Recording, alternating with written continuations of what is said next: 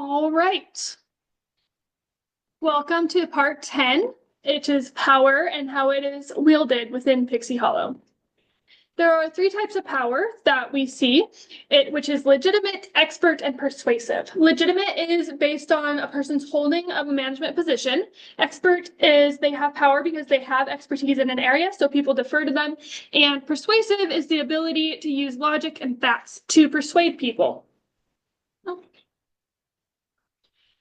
A person who has legitimate power would be Queen Clarion. Everyone defers to her power within Pixie Hollow. It's unclear of how she ended up in this position, or if she started out as a regular fairy and was promoted into this position, or if she's supposed to be more of a godlike figure who's always been in power, but she is holding of the highest level of authority within Pixie Hollow. Someone with expert power and the ability to also withhold or give information, so informational power, would be Dewey in Secret of the Lanes. In all my years.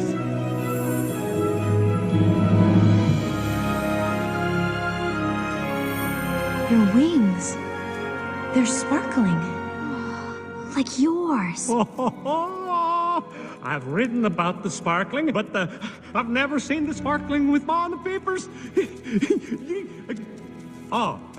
Follow me. Now, step of the footsies on the snowflake.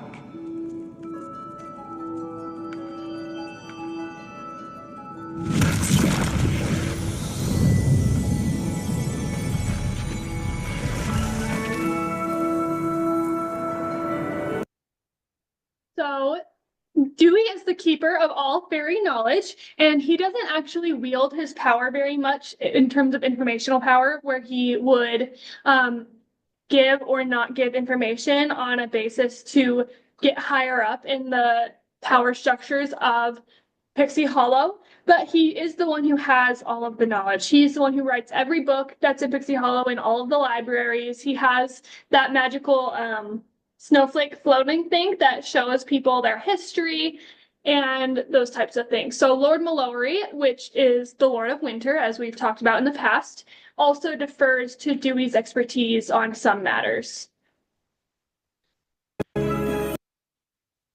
And then someone who has persuasive power would be Tinkerbell. She uses her version of logics to persuade her friends or to persuade Queen Clarion or Periwinkle to do certain things.